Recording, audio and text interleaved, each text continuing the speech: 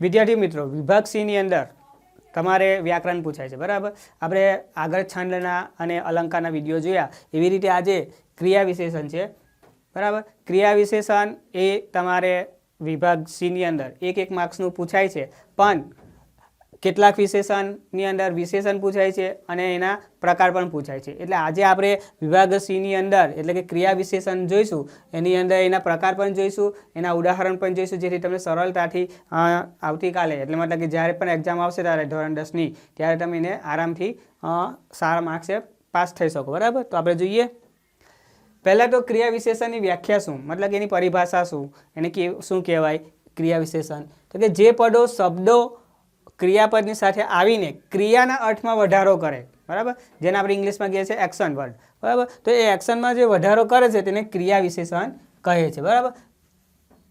પદો અને શબ્દો, આ બે શબ્દો, બરાબર. તો પહેલું ઉદાહરણ છે આપણે કે સ્નેહલ સુંદર ગીત ગાય છે. હવે એની અંદર વિશેષણ જોવું હોય તો કેવું, તો કે સુંદર. કેવું ગીત ગાય છે, તો કે સુંદર ગીત ગાય છે. અથવા એક બીજું ઉદાહરણ લેવું હોય તો કે સ્નેહલ ખરાબ ગીત ગાય છે. તો એ ખરાબ પણ શું કહેવાય, એનું એ વિશેષણ જ કહેવાય. એટલે પણ એ કેવું વિશેષણ કહેવાય, તો કે ગુણવાચક વિશેષણ, બરાબર. જયેશ અંદર ગયો, બહાર ગયો, અંદર ગયો, ઉપર ગયો, ઉપર બેઠો, આ બધા શું છે, વિશેષણ કહેવાય. એટલે આખું એક વાક્ય હોય, એ વાક્યની અંદર આવા જેવા શબ્દો મૂકેલા હોય, સુંદર, અંદર, ઉપર, નીચે, બહાર, આવી, તો આને આપણે શું કહીશું, વિશેષણ કહીશું, બરાબર. ગાય છે તો એ શું કહેવાય, ક્રિયા કહેવાય. પણ આ જે અંદર જે આપેલું છે સુંદર, અંદર, બરાબર.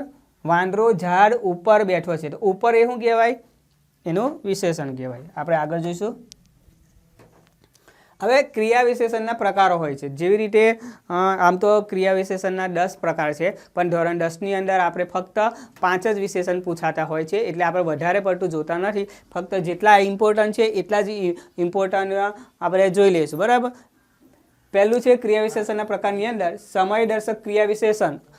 સમય એટલે કે ટાઈમ, જેને આપણે બીજા શબ્દમાં કહીએ તો કાળ દર્શક વિશેષણ, કાર, બરાબર. જે રીતને વર્તમાનકાળ હોય, ભૂતકાળ હોય, વર્તમાનકાળ, ભૂતકાળ, ભવિષ્યકાળ, આવા જે કાળના પ્રકારો છે એવી રીતે કાર હોય છે. પણ પહેલું ઉદાહરણ જોઈએ કે ઈચ્છા હોય ત્યાં સુધી આવો, બરાબર. થોડી વાર મુજાલ જોઈ રહ્યો, બરાબર. તો આની અંદર સમય કઈ છે, તો કે ઈચ્છા, અને આ થોડી વાર, બરાબર. બીજા વાક્યની અંદર તમારે હવે, હાલ, અત્યારે, જ્યારે, ત્યારે, હમણાં, સદા, એકાએક, અવારનવાર, વારંવાર, કદાપી, નિરંતર, ઝટ, આવા શબ્દો વાક્યની અંદર આવતા હોય ત્યારે એને આપણે સમય દર્શક અથવા કાળ દર્શક વિશેષણ તરીકે ઓળખાઈ શકીએ, બરાબર. કેટલાકની અંદર એવું પૂછાતું હોય કે આના પ્રકાર લખો, ખાલી તો પ્રકાર બતાવવાના, અથવા એવું પૂછે કે આની અંદર વિશેષણ કયું છે તો વિશેષણ બતાવવાનું, બરાબર. તો પહેલું છે હવે.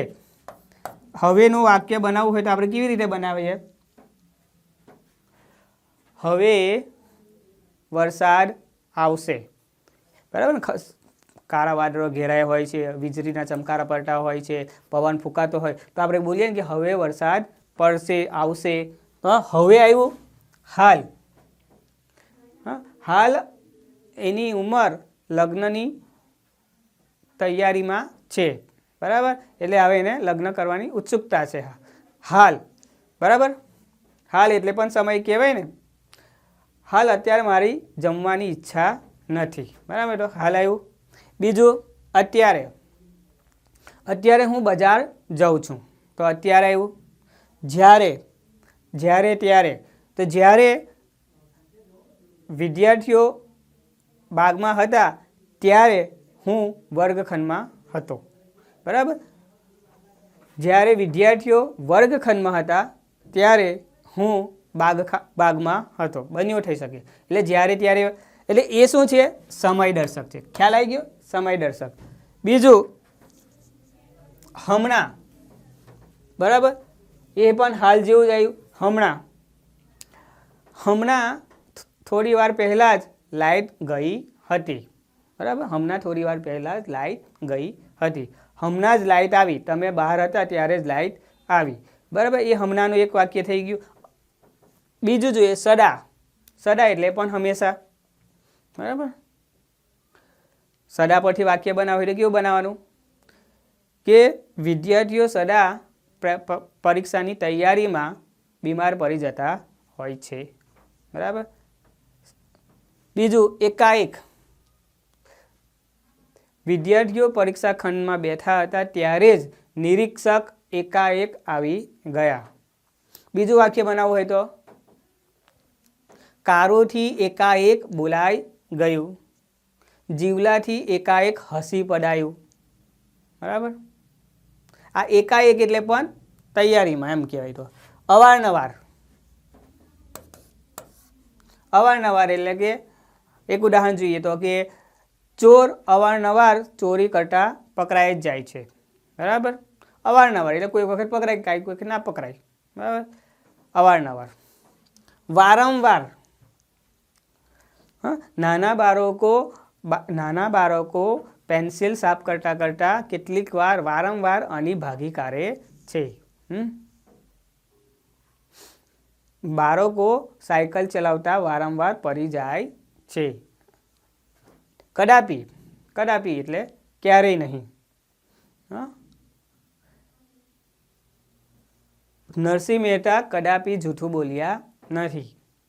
વૈષ્ણવજન ક્યારેય કદાપી જૂઠું બોલતા નથી. બરાબર. નિરંતર. નિરંતર એટલે પણ કાયમ. નિરંતર મંદિરમાં આરતી થાય છે. ઝટ. ઝટ એટલે જલ્દી. ઝટ ચાલ નહીં તો ગાડી ઉપરી જશે. ઝટ વાંચવા બેસી જાય નહીં તો મમ્મી આવશે તો મારશે. બરાબર. કોની મમ્મી મારે છે? કંઈ ખબર છે? કંઈ સમજ પડે છે ખરી ને વિશેષણના પ્રકારમાં કે આપણી ગાડી ફાસ્ટ ચાલે છે? કોમેન્ટ કરતા નથી ને એટલે કંઈ ખબર નહીં પડતી મને. બરાબર ને? કેટલી વાર કહ્યું કે કોમેન્ટ કરો, કંઈક લખો, ખાલી જોઈને સ્કીપ જ કરો કે શું?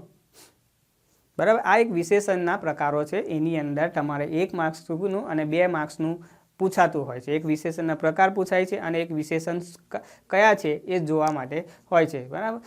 કેટલાક લોકોને વિશેષણ નથી આવડતા ને આ વિશેષણ તમારા 5મા ધોરણથી ચાલુ થઈ ગયેલા છે, પણ એ વખતે તમારી માનસિકતા એટલી બધી ડેવલપ ના થયેલી હોય એટલે તમને ગ્રામરમાં ખબર પડતી ના હોય. અને જેને પડી ગઈ તો વેલ એન્ડ ગુડ છે, પણ અભ્યાસ કર્યો હશે તો, ધ્યાન આપ્યું હશે તો. બરાબર. રાહુલ અચ્છા લડકા હે. હિન્દીની અંદર વાત કરીએ તો રાહુલ અચ્છા. તો જે અચ્છા છે તે શું છે? વિશેષણ છે. બરાબર. રાહુલ કા ઘર બડા હે. તો બડા શું થયું? એ વિશેષણ થયું. થયું ને? બીજું રીતિ દર્શક. રીતિ. બરાબર, પદ્ધતિ. આની અંદર તમારે ઓળખવું હોય ને તો ખાલી પ્રશ્નાર્થ કરવાનો. કેવો પ્રશ્નાર્થ કરવાનો? કેવી રીતે. મહેશ ચૂપચાપ બેઠો. એ પૂછ્યું કયું ને કેવી રીતે બેઠો? તો કે ચૂપચાપ. તો આપણને વિશેષણ મળી ગયું. કયું વિશેષણ? ચૂપચાપ વિશેષણ. પણ એનું નામ શું કહીશું આપણે? રીતિ. શું કહીશું? રીતિ. બીજું જોઈએ જીવરામ ધીમેથી ઉઠ્યો. કેવી રીતે ઉઠ્યો? ધીમેથી ઉઠ્યો. આ ધીમેથી ઉઠ્યો એ શું કહેવાય છે? રીતિ છે એની. બરાબર. તો આપણે પરીક્ષામાં મોટે ભાગે મોસ્ટ આઈએમપી છે આ ક્રિયા વિશેષણનો આ પ્રકાર મોટે ભાગે આ જ પૂછાતો હોય છે. બરાબર. એટલે આની તૈયારી તમારે એવી કરવાની કે માર્ક્સ જવો જ ના જોઈએ. વિભાગ સી એવો છે કે ગેમ ચેન્જિંગ પ્લાન છે તમારો. એકદમ તમારા માર્ક્સ કમ્પ્લીટ આવી જ જાય. તૈયારી સાથે જશો તો જ. પેલા બધાની અંદર તો તમને કયા પાઠમાં કયું વસ્તુ છે બધું જ ખબર પડી જશે ક્વેશ્ચન આન્સરની અંદર તો. બરાબર. કયા પ્રશ્નો કયા પાઠમાં છે, કયું વ્યક્તિ પાત્ર છે, કેરેક્ટર છે, એ બધું તમને આરામથી મળી જતું હોય છે. પણ આની અંદર તમારે થોડુંક ધ્યાન આપવું જ પડશે. નિયમો છે કેમ કે. બરાબર. પક્ષી ફળ ઉડી ગયું. કેવી રીતે ઉડી ગયું? ફળ. બરાબર. પ્રશ્ન જ કરવાનો કેવી રીતે, તો તમને જવાબ મળી જાય. બરાબર. કેવી રીતે તમે પ્રશ્ન કરો બધાની અંદર તો તમને બધાની અંદર મળી. ધારો કે ચૂપચાપ, ધીમેથી, ફળફળ. પક્ષી કેવી રીતે ઉડી ગયું? તો કે ફળફળ. જીવરામ ધીમેથી ઉઠ્યો. કેવી રીતે ઉઠ્યો? તો કે ધીમેથી ઉઠ્યો. મહેશ ચૂપચાપ બેઠો. કેવી રીતે બેઠો? ચૂપચાપ. બધો મળી ગયા. એને કહેવાય રીતિદર્શક ક્રિયા વિશેષણ. અને વાક્યની અંદર આમ તેમ કેમ જેમ તેમ ફટાફટ એકદમ જલ્દી માન અડોઅડ પડ્યો બરાબર પડ્યો તરાત ચૂપચાપ બરાબર ગુપચુપ. તો આના પરથી પણ તમે વાક્ય બનાવી શકો બરાબર. આમ કેળાની લૂમ ન ખવાય તેમ બરાબર. તેમ એટલે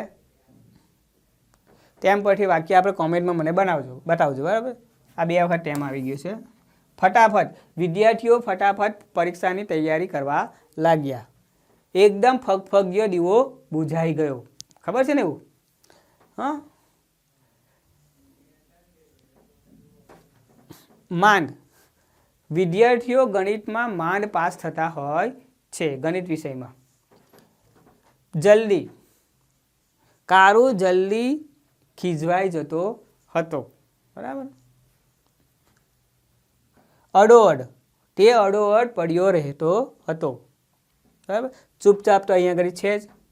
બાળકો ચૂપચાપ બેઠા હતા. વૈદેહી ગુપચુપ વાતો કરતી હતી. કેટલીક કોઈનું નામ હોય તો ખોટું ના લગાતા બરાબર. વૈદેહી ગુપચુપ વાતો કરતી હતી ક્લાસમાં બરાબર. એ પકડાઈ ગઈ એટલે સરે ખખડાવી. કેમ વાતો કરે છે? ખબર નથી પડી. વિશેષણના પ્રકારો ચાલે છે બરાબર. આગળ જોઈએ. જો વિશેષણ મેં તમને વારંવાર કહું છું, તમારા 10મા ધોરણમાં ફક્ત 5 જ વિશેષણ હોય છે. તેમાં તમે શાંતિથી જોવાના. પ્રમાણદર્શક, પરિમાણદર્શક, ક્વોન્ટિટી કહેવાય જેને બરાબર. 1 કિલો 2 કિલો બરાબર વજન. હા તો જોઈએ.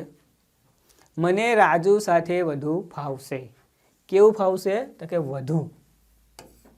આપણે ક્વોન્ટિટી કહેવાય બરાબર. અંકિતને જલેબી બહુ ભાવે છે. બહુ આવ્યું. આ વધુ અને બહુ જ્યારે આવે ત્યારે એનો એ પ્રમાણ બતાવે છે બરાબર.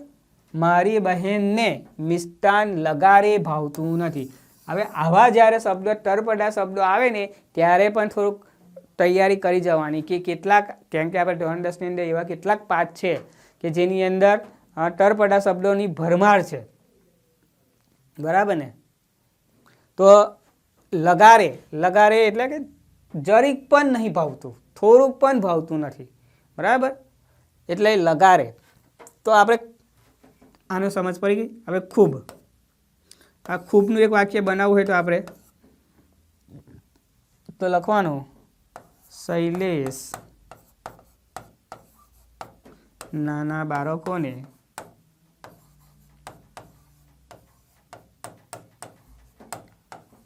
ખૂબ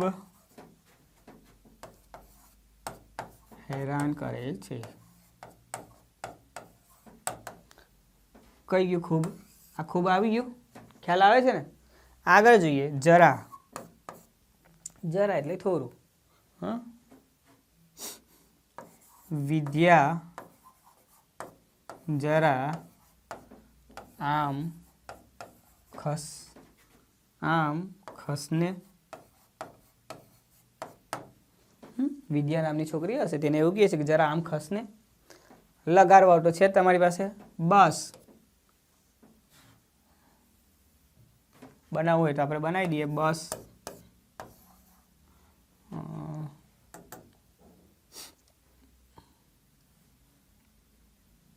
બસ એટલે પણ થોડુંક બરાબર. આપણે કહીએ કે બસ બસ.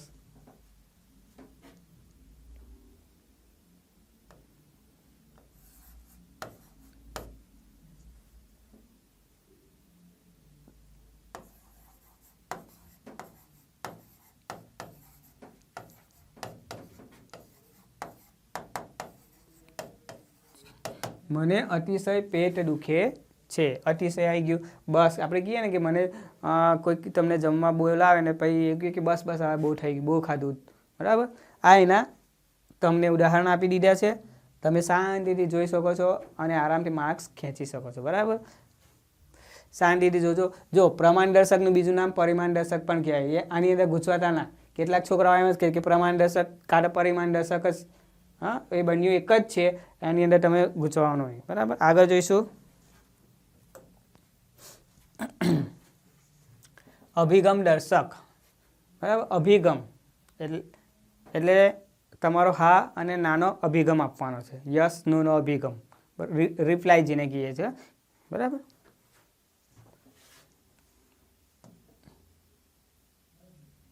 પહેલું છે હા અભિગમ દર્શકની અંદર તમારે નિષેધ વાક્ય અને વિધિ વાક્ય જેવું જ આવે છે. હકાર નકાર વાક્ય જે આપણે શીખતા હતા, બરાબર, તમે આગળ જો ભણી ગયા હશે તો એની અંદર આવું જ હોય છે કે નિશ્ચયવાચક અને નકારવાચક. તો જોઈએ ના તાજ અમને, બરાબર, જોઈએ ના તાજ અમને, જોઈએ ના રાજ કોઈને, બરાબર, કોઈ નથી રાજ જોઈતું, નથી કાજ જોઈતું, તો આ વાક્ય કેવું કહેવાય? નકારવાચક, નિષેધવાચક, બરાબર. એ નથી જોઈતું મતલબ એની અંદર નથી શબ્દ આવે તો એ કેવું કહેવાશે? આપણે નકાર. તો આ વાક્ય કેવું કહેવાશે? નકારવાચક, બરાબર. જુવાન મીર પોતાના નિર્ણયમાં મક્કમ રહ્યો, બરાબર. મક્કમ એટલે એનું જે નિશ્ચય હતો તે અહીંયા આગળ બતાવવામાં આવે છે. કેવો હતો એનો નિર્ણય? તો કે મક્કમ હતો, એટલે એની નિશ્ચયતા દેખાવામાં આવે છે. એટલે આ વાક્યને શું કહીશું? નિશ્ચય, બરાબર. નિશ્ચય અલગ અને નિશ્ચિંત અલગ, બરાબર. આપણે તમારે પેલા ધ્વનિભેદ વાળા શબ્દ પૂછાતા હોય છે, બરાબર. નિશ્ચય એટલે નક્કી કરેલું હોય ને નિશ્ચિંત જેને કોઈ ચિંતા નથી તે, બરાબર. સાહેબ આ કઈથી પાછું બીજું ઉપાડ્યું? ભાઈ આવે છે તો ભણી લેવાનું, ખ્યાલ આવે છે તો જોઈ લેવાનું.